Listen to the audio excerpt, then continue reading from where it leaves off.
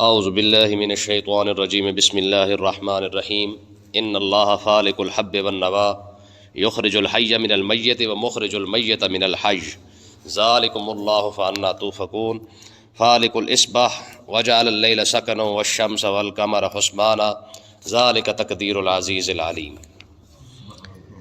ان آیتوں کے اندر اللہ تعالیٰ نے اپنی قدرت کو بیان کیا ہے کہ رب قدرت والا کیسا ہے اور اس کے کارنامے کیسے ہیں، اس کے کام کیسے ہیں۔ فرمایا ان اللہ، بے شک اللہ تعالیٰ فالق الحب والنوا، اللہ تعالیٰ دانے کو اور گٹھلی کو چیرنے والا ہے۔ کھجور سے گٹھلی نکلتی ہے نا، اس کو اور دانے کو چیرنے والا ہے۔ آپ نے دیکھا نا گٹھلی کے اندر اور دانے کے اندر ایک چیر ہوتا ہے، ٹھیک ہے، یہ کیوں رکھا گیا ہے؟ ویسے اگر رب چاہتا تو دانے کو گول بھی بنا دیتا، گٹھلی کو بھی گول کیا جا سکتا تھا، لیکن درمیان میں چیر کیوں رکھا گیا ہے؟ کبھی غور کیا ہے؟ حالانکہ یہ بالکل معمولی بات ہے، ہم اسے ویسے پھینک دیتے ہیں، ہم کبھی غور نہیں کیا اس بات پہ، لیکن اگر غور کر کے دیکھیں نا کہ رب نے اس چھوٹے سے دانے کے اندر کون سی حکمت رکھی ہوگی۔ ایک دانہ ہے، اس کے اوپر چیر لگانے کی ضرورت ہی کیا ہے؟ ٹھیک ہے، اب دیکھیں اس کے اندر بہت بڑی حکمت ہے رب کی۔ جب ہم دانہ پھینک کے آتے ہیں نا کاشتکاری کرنے کے لیے، زمین کے اندر جب ڈال کے آتے ہیں، اسی چیر سے دوبارہ جو ہے وہ پھر بالی پیدا ہوتی ہے، اسی چیر سے جو ہے دوبارہ پھر جو ہے وہ ایک پوری گندم کی جو پوری بالی ہوتی ہے وہ اسی سے پیدا ہوتی ہے۔ حالانکہ جب ہم نے اس کو زمین کے اندر پھینک دیا ہے، اوپر سے ہل بھی چلا دیا ہے، پانی بھی ڈال دیا ہے، سب کچھ ہے، صرف ایک دانے کو پکانے کی خاطر زمین کے اندر جو ہے وہ روشنی بھی رب ہی پہنچا رہا ہے، اتنا پانی اس دانے کو ملتا ہے جتنا اس دانے کی ضرورت ہوتی ہے، ٹھیک ہے، اور پھر اسی دانے سے جو ہے وہ پوری کی پوری بالی کھڑی ہو جاتی ہے۔ کھجور کا درخت ہے، سالوں کے بعد ہوتا ہے۔ ہم یہ دیکھتے ہیں کہ یار ایک کھجور کا درخت کو پورا درخت بننے کے لیے کم سے کم 10 سال لگ جاتے ہیں، لیکن اگر غور کریں نا وہ کھجور کا درخت شروع کہاں سے ہوا ہے؟ صرف ایک اس گٹھلی سے جس کو ہم نے کھا کے پھینکا ہوا تھا، اسی گٹھلی سے پھر دوبارہ جو ہے وہ درخت پورا کھڑا کر دیتا ہے۔ میں یہ تمہارا رب ہے، یہ کوئی بھی نہیں کر سکتا، صرف رب کی ذات ہے جو یہ سارا کارنامہ انجام دیتی ہے، ٹھیک ہے۔ فرمایا ان اللہ خالق الحب والنوا، فرمایا بے شک اللہ ہی ہے جو دانے کو چیرتا ہے، والنوا اور گٹھلی کو بھی چیرنے والا ہے۔ پھر آگے فرمایا یخرج الحی من المیت، مردے سے زندہ کو نکالتا ہے۔ مردے سے زندہ کیسے نکلتا ہے؟ اب دیکھیں زمین مردہ ہے، اسی سے باغات کو نکال دیتا ہے، اسی سے سبزہ نکل آتا ہے۔ انڈا دیکھنے میں مردہ ہی ہے نا، انڈے کے اندر جان تو نہیں ہوتی ہے، لیکن اسی انڈے سے دوبارہ جو ہے وہ کوئی نہ پرندہ پیدا ہو جاتا ہے، اسی انڈے سے دوبارہ مرغی پیدا ہو جاتی ہے۔ انسان کی اپنی پیدائش دیکھیں، جب انسان پیدا ہوتا ہے تو اس کی جو بنیاد ہے وہ تو پانی ہے، پانی بھی کوئی صاف ستھرا نہیں، گندا پانی ہے، پلید پانی ہے، کپڑے پہ لگ جائے کپڑا پلید، بندے پہ لگ جائے بندہ پلید۔ لیکن اس مردے کے ایک پانی کے ایک نامعلوم قطرے کو جو ہے وہ اللہ تبارک و تعالیٰ نے کتنا بڑا انسان بنایا ہے۔ فرمایا کہ یہ رب کی شان ہے، یخرج الحی من المیت، مردے سے زندہ کو پیدا کرتا ہے۔ اور آگے فرمایا وہ مخرج المیت من الحی، فرمایا اور کیا کرتا ہے؟ زندہ سے مردہ کو پیدا کر دیتا ہے۔ زندہ سے مردہ کیسے پیدا ہوتا ہے؟ مرغی سے جو انڈا پیدا ہو رہا ہے وہ مردہ ہے، اور انڈے سے جو مرغی پیدا ہو رہی ہے وہ زندہ ہے، ٹھیک ہے جی۔ اب دیکھیں زمین کے اوپر جتنے باغات ہیں، اگر آپ دیکھیں یا آپ ایک پتھر دیکھیں، پتھر کے اوپر کیا ہوتا ہے؟ سخت پتھر ہوتا ہے، نہ اس کے اوپر چھینی کوئی اثر کرتی ہے، نہ اس پر ہتھوڑا اثر کرتا ہے، لیکن اسی پتھر کے اندر کبھی آپ دیکھیں وہاں پہ درخت نکل آتا ہے، ٹھیک ہے جی۔ اور جس پتھر پر ہتھوڑا اثر نہیں کرتا اس پتھر کے اندر جڑیں جو ہے وہ اس درخت کی چلی جاتی ہے، جیسے بندہ کھوتا جاتا ہے جڑیں اندر کے اندر حالانکہ بالکل نرم ہوتی ہیں۔ تو فرمایا یہ رب کی شان ہے جو اس طریقے سے جو ہے وہ کائنات کو چلاتا ہے، اس طریقے سے زمین کو آباد کرتا ہے۔ فرمایا ذالکم اللہ، فرمایا یہ تمہارا اللہ ہی ہے، فانا توفکون۔ تو کافروں سے کہا جا رہا ہے، فرمایا کافروں تم کدھر جا رہے ہو؟ ذرا اپنے بنائے ہوئے بت کو بھی دیکھو جن کو تم خدا بنا بیٹھے ہو، اور رب کی شان دیکھو کہ رب تو ایسا کاریگر ہے، ایسا قدرت والا ہے کہ چاہتا ہے تو مردے سے زندہ کو پیدا کر دیتا ہے، زندہ سے مردے کو پیدا کر دیتا ہے، ٹھیک ہے۔ آگے دیکھیں جی، فرمایا فالق الاصباح وجعل اللیل سکنا والشمس والقمر حسبانا، فرمایا رات کے اندر، تاریکی کے اندر صبح کو چیرنے والا بھی وہی ہے۔ ہم رات کو سو رہے ہوتے ہیں، ہم نے جب آنکھ بند کی تھی تب اندھیرا ہی تھا، جب تارے ہی تھے، ہمیں کچھ پتہ نہیں تھا کہ یار پتہ نہیں کیا ہوگا کیا نہیں ہوگا، لیکن ٹھیک 2 گھنٹے کے بعد جب آنکھ کھلتی ہے یا 8 گھنٹے کے بعد جب آنکھ کھلتی ہے دیکھتے تو سورج چڑھا ہوتا ہے۔ تو میں کبھی تم لوگوں نے غور کیا کہ یہ رات کو صبح کے اندر بدلا کس نے ہے؟ آخر کون سا نظام ہے؟ کوئی مشینری لگی ہوئی ہے، کوئی انجن لگا ہوا ہے جس کو سٹارٹ کیا اور رات آ گئی، سٹارٹ کیا دن آ جائے؟ نہ، فرمایا فالق الاصباح، فرمایا وہ یہ رب بھی ہے جو رات پھیلی ہوتی ہے اسی کے اندر سے جو ہے جناب سورج کو نکال کے اندھیرا ختم کر کے روشنی پیدا کر دیتا ہے. ٹھیک ہے، پھر آگے دیکھیں، فرمایا وجعل اللیل سکنا، میں رات کو اس نے سکون کے لیے بنایا ہے. ٹھیک ہے جی، اب دیکھیں جتنا سکون نیند بندے کو رات کو آتی ہے اتنا بندے کو دن نہیں آتی، اور جتنی سستی بندے کو رات کو ہوتی ہے اتنی دن کو نہیں ہوتی ہے. حالانکہ رات کو بھی کام کرتا رہے لیکن اس کی انسان کی خواہش ہوتی ہے کہ یار رات ہے سو جائے. ٹھیک ہے جی، کیوں؟ جتنا سوئیں گے اس طریقے سے جو ہے زیادہ فائدہ ہو جائے گا، جسم بھی فائدہ مند ہو جاتا ہے، ذہن بھی فائدہ مند ہو جاتا ہے. پھر آپ دیکھیں سونے کے بعد جب بندے کی آنکھ کھلتی ہے 8 گھنٹے کے بعد، 5 گھنٹے کے بعد، 6 گھنٹے کے بعد، جیسے ہی بندہ جاگتا ہے تو اس کی طبیعت کے اندر اتنا تر و تازگی آ چکی ہوتی ہے، اس کا ذہن بھی فریش ہو چکا ہوتا ہے، اس کا جسم بھی فریش ہو چکا ہوتا ہے. میں یہ جو سکون جو رب دیتا ہے، حالانکہ بندہ جب سویا تھا تب تھکا ہوا تھا، تو سونے کے بعد جو آرام تمہارے جسم کے اندر آیا یہ کہاں سے آیا ہے؟ فرمایا یہ جو ہم نے رات کا نظام بنایا ہے صرف اس لیے کہ تاکہ ہمارا بندہ جو سارا دن کا تھکا ہوا ہوگا نا، جب رات کو سوئے گا تو اس کے جسم کے اندر جو ہے وہ اللہ تبارک و تعالیٰ کیا کرتا ہے؟ سکون ہی سکون پیدا کر دیتا ہے. جیسے نیند آتی ہے، آنکھ بند ہوتی ہے، بندے کو پتہ نہیں ہوتا بندہ کہاں پڑا ہوتا ہے، لیکن اس کے باوجود اس کے جسم بھی صحیح سلامت ہو جاتا ہے، اس کا ذہن بھی صحیح سلامت ہو جاتا ہے. جب اٹھتا ہے تو اس کی پریشانی ختم ہو چکی ہے، تھکاوٹ ساری ختم ہو چکی ہوتی ہے. حالانکہ سوتے وقت ہم نے کون سی مشین لگائی ہوئی تھکاوٹ کی کہ جو ہم نے ہمارے سونے کے بعد جو مشین لگ جائے اور ہماری تھکاوٹ دور کر دے؟ لیکن نہیں، یہ رب نے نظام ہی ایسا بنایا ہے جیسے بندہ سو جاتا ہے فوراً سونے کے بعد جب کھڑا ہوتا ہے تو اس کی ساری تھکاوٹ ختم ہو چکی ہوتی ہے.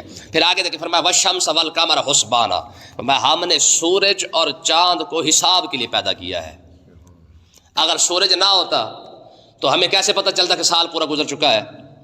چاند نہ ہوتا تو ہمیں مہینے کا کیسے پتہ چل جاتا؟ تو یہ جو سورج ہے، یعنی ہمیں یہ جو سورج کا سال کہہ رہا ہوں، یہ جو ہمیں ٹائم نمازوں کے ٹائم کا پتہ چلتا ہے تو کیسے؟ آج تو گھڑیاں آ چکی ہے لیکن یہ سورج ہی تو ہمیں بتاتا ہے کہ نماز فجر کا ٹائم ہوا کہ نہیں ہوا، زور کا ٹائم ہوا کہ نہیں ہوا، عصر کا ٹائم ہوا کہ نہیں ہوا، مغرب ہوئی کہ نہیں ہوئی، عشاء ہوئی کہ نہیں ہوئی ہے. ٹھیک ہے، جب ہمیں پتہ چل جاتا ہے سورج طلوع ہونے لگتا ہے تو ہمیں پتہ ہوتا ہے کہ نہیں یار فجر کا ٹائم ہے. سورج جیسے ہی ہمارے سر پر آتا ہے ہمیں پتہ چل جاتا ہے کہ یار یہ عصر کا نہیں بلکہ زور کا ٹائم ہے. ٹھیک ہے، جیسے سورج تھوڑا سا آگے جاتا ہے ہمیں پتہ چل جاتا ہے کہ یار یہ عصر کا ٹائم ہے. ہم نے جو اتنا بڑا سورج بنایا ہے نا، وہ ویلا نہیں بنایا ہے بلکہ تمہارے حساب کتاب کے لیے بنایا ہے. پھر چاند کو دیکھ لے، فرمایا تم کیا سمجھتے ہو صرف چاند آتا جاتا رہتا ہے بس بات ختم ہوگی؟ فرمایا نہ، ہم نے اس چاند کو کس لیے بنایا ہے؟ تاکہ تمہارے مہینے کا جو حساب ہے نا وہ تمہیں سمجھ آ سکے. یعنی جیسے پہلی 14 تاریخ ہوتی ہے تو چاند تھوڑا تھوڑا بڑھتے 14 تاریخ کو وہ پورا جو ہے وہ مکمل ہو جاتا ہے. پھر ٹھیک 14 تاریخ کے بعد جو چاند پھر گھٹنا شروع ہو جاتا ہے. تو اس سے پتہ چل جاتا ہے کہ جیسے چاند نکلے گا تو مہینہ شروع ہو جائے گا، چاند ختم ہو جائے گا تو مہینہ ختم ہو جائے گا. فرمایا کہ تم تو زمین پر ایویں بیٹھے رہتے ہو نا، لیکن ہم نے یہ سارا نظام جو ہے نا صرف اور صرف انسان کے لیے بنایا ہے. ٹھیک ہے جی، ذالک تقدیر العزیز العلیم. فرمایا کہ تم نے کبھی غور کیا ہے یہ زبردست علم والے رب کی تقدیر ہے. ٹھیک ہے جی، یہ صرف اور صرف ماد انسانوں کے لیے ہے. اور آگے دیکھیں، فرمایا وَهُوَ الَّذِي جَعَلَ لَكُمُ النُّجُومَ، فرمایا کہ یہ وہی ذات ہی ہے جس نے تمہارے لیے ستاروں کو بنایا ہے. سورج بھی انسان کے لیے ہے، چاند بھی انسان کے لیے ہے، اور ستارے بھی انسان کے لیے ہے. فرمایا کس لیے بنایا؟ ستارے کیوں بنائے گئے ہیں؟ فرمایا لِتَهْتَدُوا بِهَا فِي ظُلُمَاتِ الْبَرِّ وَالْبَحْرِ، تاکہ تم خشکی اور تری کے راستوں کے اندر تمہیں خشکی اور تری کے اندھیروں کے اندر تمہیں راستہ نظر آ سکے. آج سے پیچھے چلے جائیں تو کیا ہوتا تھا؟ ہمارے جو بزرگ تھے وہ تو ظاہر ستارے دیکھ کر جو ہے چلا کرتے تھے، ستارے دیکھ کر راستے معلوم کر لیا کرتے تھے، ستارے دیکھ کر وہ ٹائم دیکھ لیا کرتے تھے. صبح کا ٹائم سورج سے پتہ چل جاتا تھا دن کا، اور رات کو ستارے دیکھ کر پتہ چل جاتا تھا. تو اللہ تبارک و تعالیٰ نے ارشاد فرمایا ہم نے یہ جو ستارے لگائے ہیں، حالانکہ ستارہ خود الگ جو ہے ایک جہان ہے. یہ یاد رکھیں، یہ جتنے ستارے ہمیں چھوٹے چھوٹے نظر آتے ہیں نا، یہ اتنے بھی چھوٹے نہیں ہیں. یہ جتنے بھی ستارے ہیں سارے زمین سے زیادہ بڑے ہیں. یہ ستارے زمین سے زیادہ بڑے ہیں، لیکن اس کے باوجود بھی اللہ تعالیٰ نے نظام کیسا بنایا کہ جتنے ستارے موجود ہیں، فرمایا ہم نے یہ سارے کے سارے ستارے اس لیے تمہیں پیدا کیے ہیں تاکہ تمہیں راستہ نظر آ سکے. کوئی آپ دیکھیں نا، خشکی کے اندر تو جب ہمیں بتانے والا کوئی نہ کوئی ہوتا ہے، بندہ کہیں جا رہا ہو تو پتہ کسی سے راستہ پوچھ ہی لیتا ہے کہ یار فلانی جگہ جانا ہے. سمندر کے اندر کون راستہ بتائے گا؟ نہ وہاں پہ کوئی مخلوق ہے ایسی جس سے بات ہو سکے، جو مخلوق رہتی ہے اس سے بات ہو نہیں سکتی ہے.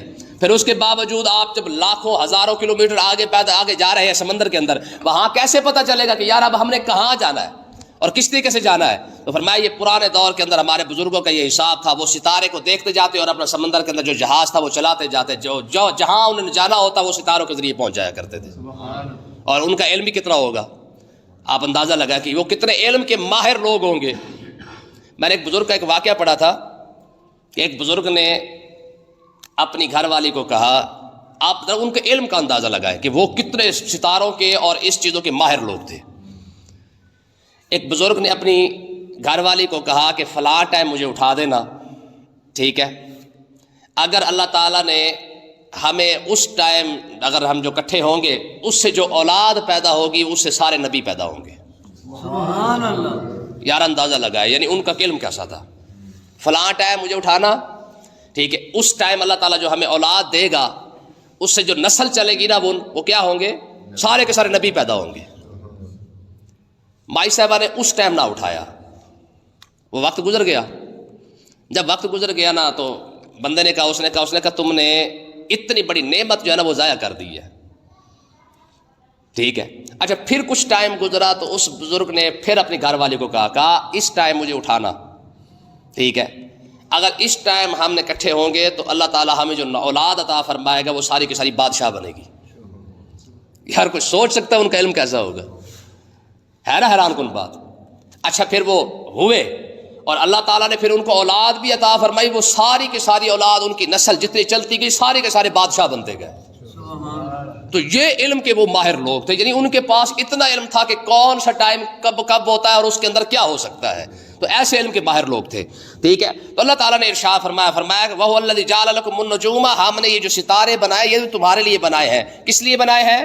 لِتَهْتَدُوا بِهَا فِي ظُلُمَاتِ الْبَرِّ وَالْبَحْرِ، تاکہ خشکی اور تری کے جو اندھیرے ہیں اس کے اندر راستہ تلاش کرتے ہوئے تمہیں کوئی پریشانی نہ ہو۔ قَدْ فَصَّلْنَا الْآيَاتِ لِقَوْمٍ يَعْلَمُونَ، فرمایا ہم علم والوں کے لیے اپنی آیتیں ایسے ہی بیان کرتے ہیں۔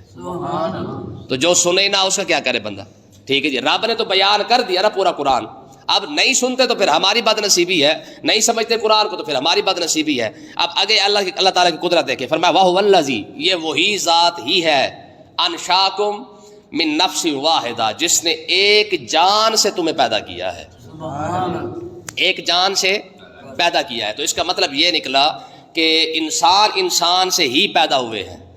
یہ جو کہتے ہیں نا بندر کی اولاد، کہتے ہیں جی ہم بندر سے ترقی کیے ہوئے ہیں، تو آج پھر بندر ترقی کیوں نہیں کر رہے؟ آج تو بلکہ بہت زیادہ ترقی یافتہ دور ہے، تو آج کوئی بندر انسان کیوں نہیں بنتا، یا انسان کوئی بندر کیوں نہیں بنتا؟ ہاں تاریخ کے اندر یہ موجود ہے انسان بندر بنے ہیں، انسان بندر، قرآن مجید کہتا ہے فَقُلْنَا لَهُمْ كُونُوا قِرَادَةً خَاسِئِينَ، ہم نے ان کو بندر بنایا ہے۔ ہاں یہ تو بات موجود ہے کہ یہودی انسان تھے، ان کو بندر بنایا گیا ہے، لیکن تاریخ کے اندر کسی کتاب کے اندر یہ بات نہیں ملتی ہے کہ کسی بندر نے ترقی کر کے انسان بن گیا ہو۔ یہ یہودی تھا ڈارون جس نے یہ نظریہ دیا تھا، اور آج بھی ہمارے پاکستان کے اندر ہر کالج اور ہر یونیورسٹی کے اندر اس کا نظریہ پڑھایا جا رہا ہے اور بڑے زور سے پڑھایا جا رہا ہے۔ یہ ڈارون کی اولاد پڑھ رہی ہے نا ساری، وہ کہتے جی انسان نے بندر سے انسان نے ترقی کی ہے۔ اب بندہ پوچھے کہ چلو پہلے بندروں نے اگر ترقی کی ہے وہ انسان بنے، تو آج تو ویسے ترقی یافتہ دور ہے، آج کوئی بندر انسان کیوں نہیں بنتا؟ بات سمجھے کہ نہیں؟ سوال تو ہے نا، پھر آج بھی تو کسی بندر کو انسان بناؤ نا، ہم بھی تو دیکھیں نا کون سا بندر ہے جو انسان بنا ہے۔ تو اللہ تعالیٰ نے ارشاد فرمایا یہ بندر کی اولاد کو کیا پتا کہ انسان کیسے آئے ہیں؟ فرمایا یہ تمہارا رب بھی بتا رہا ہے، انشاکم من نفس واحدہ، ہم نے ایک جان کو پیدا کیا اور اسی جان سے اللہ تعالیٰ نے پھر سارے انسانوں کو پیدا فرمایا ہے، ٹھیک ہے جی۔ اور دیکھیں پھر فرمایا فمستقر و مستودع، فرمایا کہ ایک اللہ تعالیٰ نے ٹھکانہ بنایا، ایک امانت رکھنے کی جگہ بنائی ہے۔ ٹھکانہ کون سا ہے؟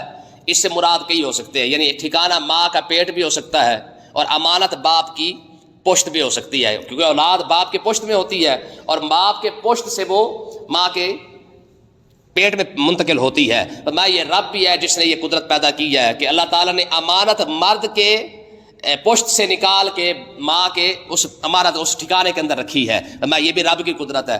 اور دوسرا اس سے مراد یہ ہو سکتا ہے کہ اللہ تعالیٰ نے جیسے انسان کو بنایا ہے پھر انسان کو بنا کے چھوڑ نہیں دیا، بلکہ انسان کے لیے پھر سارا انتظام کیا ہے، یعنی اس زمین کو بنایا ہے، زمین کو بنا کر پھر اس کے بعد جو ہے انسانوں کو یہاں پر بھیجا گیا کہ چلو یہ تمہارے رہنے کی جگہ ہے، یہاں پہ تم رہ سکتے ہو۔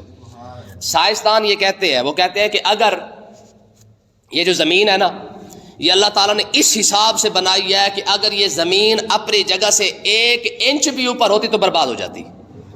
تو میں جہاں سے سورج چل رہا ہے، اگر یہ سورج اپنی جگہ سے جتنی روشنی دے رہا ہے، اگر اس سے تھوڑی سی روشنی اور زیادہ کر دیتا تو ساری کی ساری زمین پر جو کچھ بھی ہے سارا کا سارا جل جاتا. یعنی اللہ تعالیٰ نے ایسا حساب رکھا ہوا ہے، اگر یہ زمین 1 انچ نیچے ہوتی تب بھی آباد نہیں ہو سکتی تھی، 1 انچ اوپر ہوتی تب بھی آباد نہیں ہو سکتی تھی. یہ رب بھی ہے جس نے اس ایسی قدرت کے ساتھ زمین کو سورج کے ساتھ اور چاند کے ساتھ اتنے فاصلے کے ساتھ رکھا ہے. یعنی چاہے گرمی ہو چاہے سردی ہو، زمین جو ہے اپنے نظام سے چل رہی ہے. تو اللہ تبارک و تعالیٰ نے ارشاد فرمایا قد فصلنا الآیات لقوم یفقہون، میں اللہ تعالیٰ سمجھدار قوم کے لیے جو ہے وہ ایسے ہی آیتیں بیان کرتا ہے. ظاہر ہے جی رب نے تو بیان کر دیا نا. آپ دیکھیں نا جی کس طریقے سے سمجھایا گیا ہے. پہلے مثال دی ہے مردے اور زندہ کی، پھر مثال دی ہے سورج کی، چاند کی، پھر اس کے بعد رات کی، پھر اس کے بعد ستاروں کی. اب یہ ساری چیزیں دیکھ کر بھی بندہ اپنے رب کے پاس نہ آئے تو پھر بندہ کہاں جائے؟ پھر بندے کا قصور ہے، پھر رب کا تو نہیں نا، کہ رب نے تو جو کچھ دکھانا تھا ایک ایک لفظ کے ساتھ رب نے سمجھا دیا ہے. لیکن ہمارا المیہ کیا ہے کہ ہم نے قرآن کو صرف خالی پڑھا ہے، کبھی سمجھا نہیں ہے. کیونکہ پڑھنے کے لیے پھر بھی ٹائم نکال لیتے ہیں، لیکن قرآن کو سمجھنے کے لیے ہمارے پاس ٹائم نہیں ہے. اللہ تعالیٰ ہمیں سمجھنے کی توفیق عطا فرمائے.